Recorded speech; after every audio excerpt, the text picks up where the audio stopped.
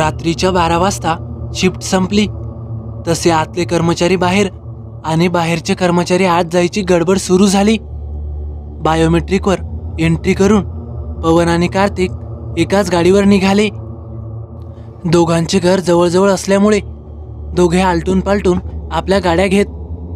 आज पवनचा टर्न होता म्हणून त्याने आपली गाडी घेतली होती। दोघांची घरं अशी काटकोनात होती की बाजूच्या रस्त्याने दुसरा आपल्या घरी पोहोचत असे। रोज आपली गाडी घेतली तर पेट्रोलवर खर्च वाढत असे म्हणून एकाच गाडीने जाण्याचा जुगाड त्यांनी केलेला। त्यामुळे रात्री सोबतही व्हायची आणि पैशांचीही बचत व्हायची। आजही दोघे पवनच्या गाडीवर निघाले। कार्तिकला त्याच्या घरी सोडून पवन पुढे निघाला। त्याचं घर तिथून अगदी 10 मिनिटाच्या अंतरावर होतं। तो आपल्या 60च्या स्पीडने निघाला। वेगाच्या बाबतीत कार्तिक जरा आगाऊ होता पण पवन मात्र त्याच्या अगदी उलट। वेगाचा काटा 60च्या वर जाणारच नाही। असो, तो आपल्या स्पीडने निघाला। नेहमीचा रस्ता असल्याने आणि वेळी अवेळी येण्याच्या सवयीमुळे त्याला फारसं काही वाटायचं नाही। पण आज कार्तिकला सोडल्यानंतर थोडं पुढे गेला आणि रस्त्यावरची लाईट गेली। रस्ता काळोखात पूर्ण बुडाला। रोज चंद्राचा प्रकाश असायचा तर आज तोही नाही। बहुतेक अमावस्येची रात्र होती। नेहमीचा रस्ता असल्याने तो गाडीच्या लाईटच्या प्रकाशात हळूहळू चालू लागला। गाडीचा प्रकाश बराच दूरपर्यंत जात होता आणि तेवढ्यात समोरून कोणीतरी गाडी ढकलत जाताना दिसलं। त्यानं बघितलं तर एक मुलगी आपली गाडी ढकलत चालली आहे। त्याने तिच्या जवळ गाडी स्लो केली। काय झालं? गाडी बंद पडलीये असं ती मुलगी उत्तरली। पेट्रोल संपलंय का? बहुतेक। थांबा जरा, माझ्या गाडीतले पेट्रोल देतो तुम्हाला। तिने गाडी स्टँडवर लावली आणि त्याने डिक्कीतून छोटा पाईप आणि एक बॉटल काढली।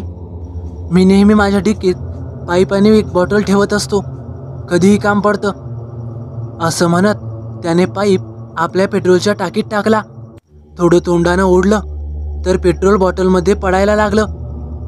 अहो पण तुम्ही इतक्या रात्रीचं घरातून बाहेरच का पडलात? त्यावर ती म्हणाली, आज मैत्रिणीकडे हळद होती म्हणून मी गेले होते। एक मैत्रीण सोबत होती पण ती मनोरा हाईट्स जवळ उतरली।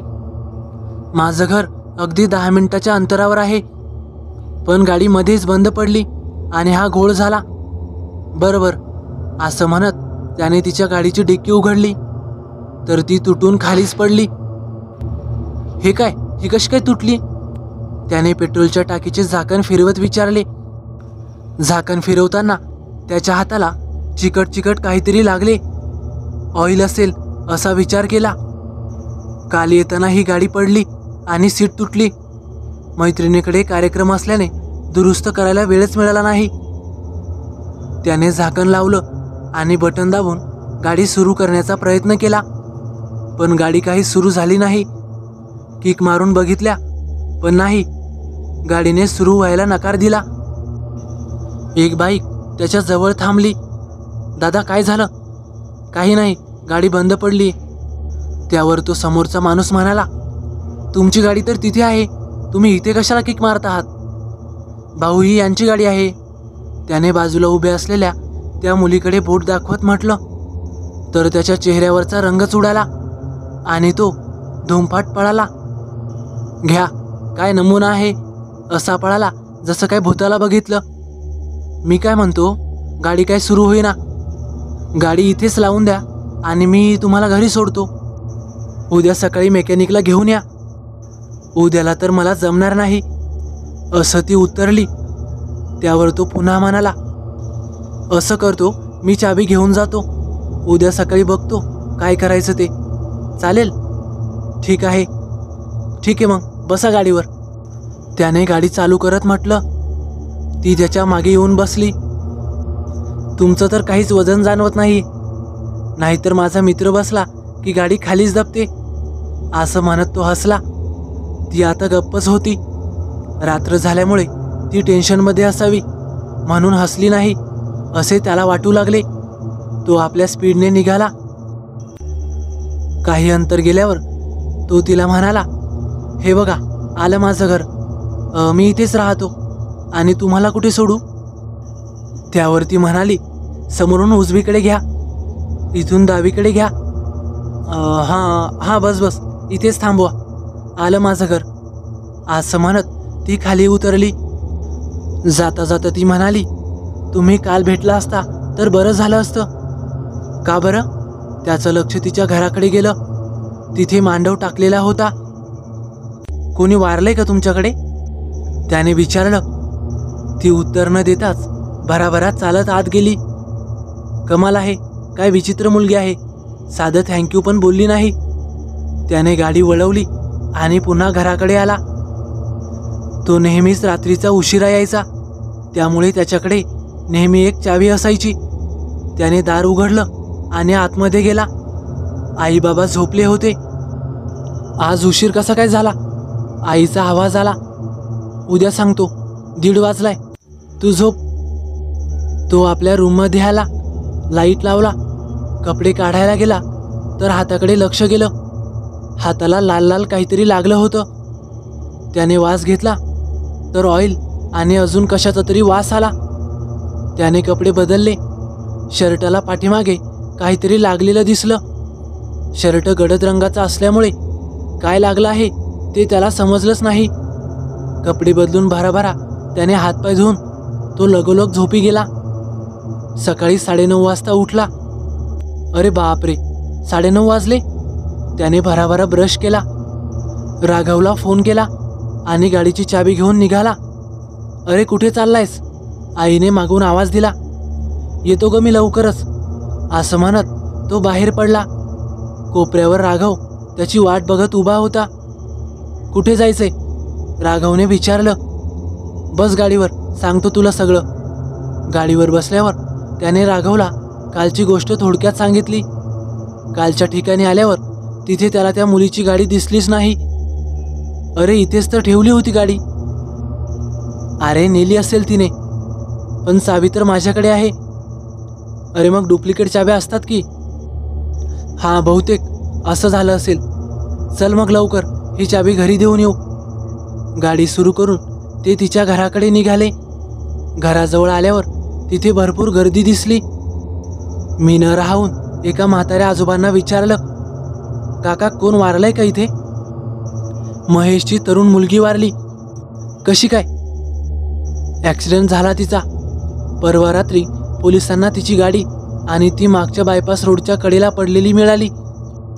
कोणीतरी तिला धडक देऊन गेलं. जागेवरच गेली बिचारी.